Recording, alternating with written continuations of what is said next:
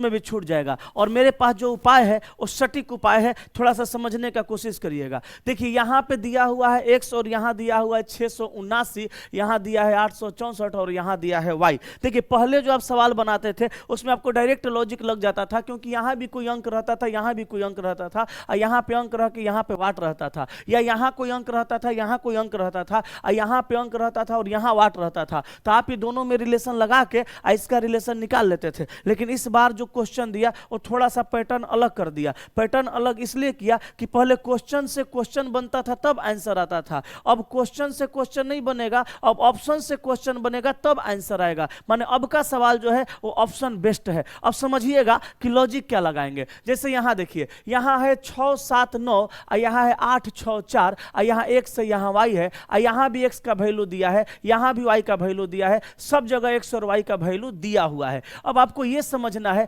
कि x की जगह क्या रखेंगे कि इसके साथ एक रिश्ता आ जाए, और y की जगह क्या रखेंगे कि इसके साथ एक रिलेशन आ जाए। तो रिलेशन लगाने के लिए सबसे पहले आपको यह समझना है कि क्या ये किसी संख्या का स्क्वायर है या कि क्या ये किसी संख्या का क्यूब है। स्क्वायर क्यूब पे हम बात इसलिए कर रहे हैं कि ये संख्या बहुत बड़ा है, तो बड़ा संख्या में हम स्क्वायर क्यूब के नजदीक ही जाके देखेंगे। तो यहां पे हम देख रहे हैं 679 और 864, ये डायरेक्ट किसी का स्क्वायर नहीं है और डायरेक्ट किसी का क्यूब भी नहीं है, और किसी संख्या में किसी संख्या से गुणा करेंगे तो ये किसी संख्या का गुणनखंड भी नहीं है। तो ऐसे सवाल में जिसमें स्क्वायर नहीं लग रहा है, क्यूब नहीं लग रहा है, गुणनखंड नहीं लग रहा है, उसमें आप अंतर देख सकते हैं, योगफल देख सकते हैं। देखिए मैं क्वेश्चन नहीं बता रहा हूं, मैं मेथड बता रहा हूं कि एग्जाम में आप सोचिएगा कैसे। सर पढ़ाने के लिए सभी पढ़ाते हैं, सभी पढ़ते हैं, लेकिन लॉजिक समझना है, क्योंकि लॉजिक आपको एग्जाम में सफलता दिलाएगा सर। और मेरी पहचान सिर्फ इसके वजह से है, बाकी मेरी पहचान और किसी वजह से नहीं है। मुझे ये बात पता है, आप लोग मुझसे प्यार करते हैं तो सिर्फ कंटेंट की वजह से, ये भी मुझे पता है। तो सर अब हम इसको स्क्वायर क्यूब पे नहीं देखेंगे, योगफल और अंतर पे देखेंगे। तो सर अगर हम यहां पे किसी ऑप्शन को रखते हैं तो गौर फरमाइएगा, अगर यहां पे हम रखते हैं 812 को, यहां पे रखते हैं मेरे दोस्त 812 को, इसमें से 679 को हम लोग अगर घटाते हैं, अंतर पर देख रहे हैं, 679 को अगर घटाते हैं सर तो 12 में से 9 गया 3, और यहां पे 10 में 7 गया 3, और यहां पे सर 7 में 6 गया 133। अब देखिए सर ये ऑप्शन रख के यहां पे अंतर 133 ला रहे हैं, तो यहां भी ऑप्शन रखने पे 133 आना चाहिए। तो 864 की जगह हम 756 रखेंगे, ये वाला y के जगह, तो 14 में से 6 जाएगा 8। अब देखिए सर अंतर समान नहीं आया, इसका मतलब ऑप्शन नंबर ए सर यहां पे आंसर के रूप में नहीं चुना जा सकता। अब ऑप्शन बी चुनते हैं, तो बी में x की जगह सर 825 ले लेते हैं, ठीक ना, 825 लेते हैं किसके जगह, x की जगह। इसमें से घटाते हैं 6 7 9 को, 15 में से 9 गया सर 6 हुआ, यहाँ 11 में से 7 गया 4 हुआ, यहाँ 7 में 6 गया 146। अब सर y के जगह लेते हैं 718 को, तो 718 को किस में से घटाएंगे, 864 में से घटेगा 718, 14 में से 8 गया 6, 5 में से 1 गया 4, 8 में 7 गया 1, तो सर यहां भी 146 का अंतर, यहां भी 146 का अंतर, ऑप्शन बी आंसर हो जाएगा। उम्मीद करता हूं सारे लोग बेहतर तरीका से समझे होंगे। सर आप क्या समझे थे पहले, उससे हमको कोई दिक्कत नहीं है। सर आप यहां पे बढ़िया से समझे होंगे तो कमेंट करके एक बार जरूर बताइएगा कि वाह सर आपने गजब बताया, और दोस्तों को भी भेज दीजिएगा ये वीडियो, क्योंकि सर उनको भी जानना जरूरी है। अगले एग्जाम में ऐसा पैटर्न जब एक में पूछ दिया एलपी में, आगे भी पूछेगा। अब सर यहां पे आइए, यहाँ पे सर x है और यहाँ 346 है, और सर यहाँ 9 है और यहाँ y है। तो फिर यहाँ पे हमको क्या करना पड़ेगा, लॉजिक देखना पड़ेगा कि क्या लॉजिक लगा सकते हैं। तो सर 346 को देखते हैं, 346 को देखते हैं तो देखेंगे कि स्क्वायर और क्यूब के नजदीक है कि नहीं, क्योंकि संख्या सर बड़ा है ना। तो हाँ सर हाँ, तो देखेंगे यहाँ पे हमको लगता है 7 के क्यूब के नजदीक है, कहें कि 7 का क्यूब होता है 343, और तीने जोड़ देंगे तो सर हो जाएगा 346।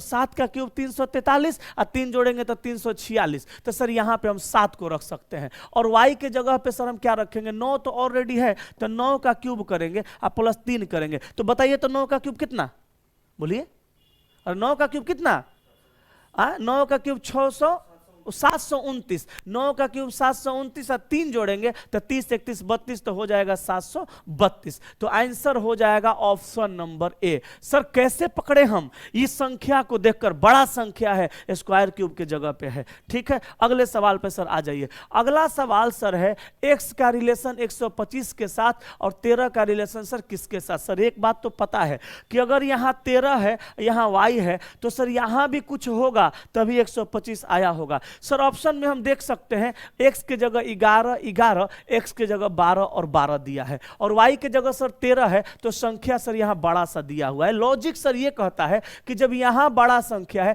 तो यहाँ छोटा संख्या होगा, और यहाँ छोटा संख्या है तो यहाँ बड़ा संख्या होगा। तो सर ऐसा करते हैं ना, x के जगह पे हम ऑप्शन नंबर ए का 11 रखते हैं। अब 11 रखेंगे सर तो हम करेंगे 11 का स्क्वायर 121, आप प्लस करेंगे 4 तो 125 होगा। तो 13 का स्क्वायर सर, 13 का स्क्वायर करेंगे 169, आप प्लस 4 करेंगे ना तो 169 और 4 70 और 3 73, 173। एकरा मतलब ऑप्शन ए नहीं है क्योंकि 169 है। तो ऑप्शन सर हम मार देंगे किसको, सी को, क्योंकि सर x के जगह पे 11 रखेंगे और y के जगह पे सर 173 रखेंगे। बस कुछ था नहीं सर, बस पहली बार आप लोग को दिखा ना तो सब समझ नहीं पाए थे कि कैसे करें क्या करें, कुछ लॉजिक पता नहीं चला। उसमें भी कुछ लोग बना दिए थे जिनका मैथमेटिक्स में दिमाग शार्प था ना, वो लोग बना दिए। मैथमेटिक्स में जिनका दिमाग बढ़िया था, जो मैथमेटिक्स अच्छा पढ़े थे, बना दिए थे। अच्छा, कुछ लोग कमेंट कर रहे हैं लगातार, अभी हम देख रहे हैं कि दीपक सर कह रहे हैं खाली रीजनिंग से रिजल्ट हो जाएगा। ऐसा दीपक सर कभी जिंदगी में नहीं बोल सकते हैं। और जो लोग इस तरह का कमेंट कर रहे हैं उनको मैं बता दूं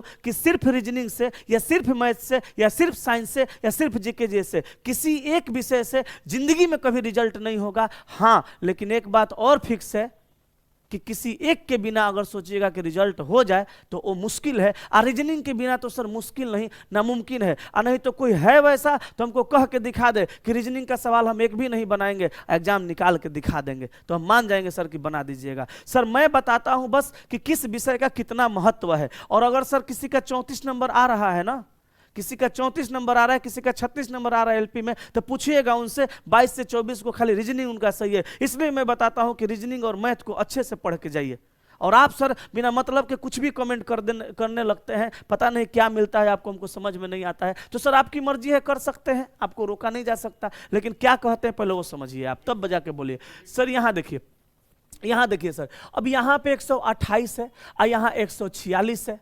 सर x के जगह पे और y के जगह पे चुनना है। सर यहाँ x के जगह पर भी बड़ा नंबर है, y के जगह पर भी बड़ा नंबर है, यहाँ भी x के जगह बड़ा है, y के जगह बड़ा है, यहाँ भी x के जगह बड़ा है, y के जगह बड़ा है, यहाँ सब जगह बड़ा नंबर है। तब ऐसा आप नहीं सोच सकते कि ये किसी का गुणनखंड होगा या किसी का क्यूब होगा या किसी का स्क्वायर होगा, क्योंकि अगर ये किसी का क्यूब होता, किसी का स्क्वायर होता, किसी का गुणनखंड होता तो यहाँ पे संख्या छोटा सा होता, बट बड़ा संख्या है। तो सर गुणनखंड नहीं है, स्क्वायर नहीं है, क्यूब नहीं है, तो हमने कहा था ना गुणनखंड स्क्वायर क्यूब नहीं होगा। तो सर योगफल देखते हैं या अंतर देखते हैं। अगर सर यहाँ ऑप्शन नंबर ए में जो 164 दिया है, 164 को सर 128 के साथ अगर हम रख सकते हैं तो सर यहाँ पे योग करेंगे तो देखिए सर 4 और 6 10 1 11 होगा, 8 और 2 10 1 11 होगा, समान अनुपात में आया। उसी तरह से सर यहाँ 146 ऑलरेडी दिया हुआ है। अगर ऑप्शन नंबर ए का हम लोग 92 रखेंगे सर, डिजिट सम करेंगे तो 6 4 10 1 11 और सर 9 2 11। लीजिए भैया, आंसर हो गया ऑप्शन नंबर ए। यही सब लॉजिक है सर। और सर जुड़िए ना आप मुझसे, मैं वादा करता हूं सर आपके लिए वो हर संभव प्रयास करूंगा जो आपको सफलता दिला सके। सब जब लोगों का भरोसा टूटता है ना तो लोग मुझे याद करते हैं। हो सकता है आपका भरोसा नहीं टूटा है तो नहीं याद करते हो, लेकिन जिस दिन सर भरोसा टूट जाएगा ना उस दिन कहिएगा कि दीपक सर अभी जिंदा है, ये भाई आपका जिंदा है अभी। आइए सर 5वां सवाल को देखते हैं। सर यहाँ पे 243 है और यहाँ पे सर 17 है। ओ माय गॉड, देखिए यहाँ पे बड़ा संख्या, यहाँ पे छोटा संख्या। ऑप्शन में x की जगह छोटा संख्या और y की जगह बड़ा संख्या। देख रहे हैं ना, इसका मतलब ये किसी का गुणनखंड है या किसी का स्क्वायर है या किसी का क्यूब है और गुणनखंड है, तो फिर पहाड़ा पढ़ना पड़ेगा। तो सर हम देखते हैं 34 में किसी संख्या से गुणा करके ये लाया जा सकता है क्या? नहीं, टफ तो है भैया। 7 से अगर करते हैं, 7 चौका 28 के 8, हाथ में 2, 17 का 21, 2 23, 238 हो गया। अच्छा चलिए 38 हुआ तो हम पहुंच गए नजदीक। यहाँ पे 5 जोड़ते हैं सर, 8 5 13 3, हाथ में 1, 243 पे पहुंच गए। तो उसी तरह 17 में भी 7 से गुणा करेंगे ना, यहाँ 7 से हुआ है तो अब 5 जोड़ेंगे तो 7 7 49 के 9, हाथ में 4 और 7 1 7 4 11 119। आप प्लस में 5 जोड़ेंगे, 9 5 14 के 4, हाथ में 1 124। कहीं ऑप्शन में है क्या? नहीं। ये x का मतलब ये ऑप्शन नहीं होगा, हालांकि ऑप्शन तो कोई नहीं होगा इसके लॉजिक से, तो ये 34 वाला तो हम नहीं रख सकते हैं। चलिए सर 34 वाला तो हम नहीं रखते हैं। अब हम ऑप्शन बी में जो 25 दिया है उसको रखते हैं। तो 25 गुना कितना करें, 9 करते हैं, क्योंकि 9 करेंगे तो नजदीक चल जाएंगे। तो 9 5 45 के 5 हाथ में 4 और 9 दूनी 18 और 4 22 225। अब प्लस जोड़ देते हैं सर 18। तो 8 5 13 के 3 हाथ में 1 2 1 3 1 4 243 आ गया। अब सर यहाँ पे x की जगह 25 रखेंगे और y की जगह 17 है और गुना हुआ है 9 से, हम भी करेंगे 9 से। 9 7 63 के 3 हाथ में 6 9 1 9 6 15 153 आया सर, 153 आया। और यहाँ 18 जोड़ा है, हम भी 18 जोड़ेंगे। 8 3 11 के एक हाथ में 8 3 11 के एक हाथ में 5 1 6 1 7 1 101। ले भैया हो गया आंसर ऑप्शन बी। प्यारे साथियों कैसा लगा वीडियो जरूर बताइएगा और दोस्तों को सर शेयर जरूर करिएगा ताकि सारे लोग सीख के जाएं, क्योंकि अगला बार एग्जाम में ये पूछा जाएगा। और सर मैंने इस पर रिसर्च किया है और मैंने ये सवाल को आपको करवाया है सर, तो आप जो है सर इसका लॉजिक समझ लीजिएगा। और सर बेहतर लगेगा तो इसका सवाल एग्जाम में 5 गो नहीं है और भी है, कहिएगा तो सर एक वीडियो हम और बना देंगे।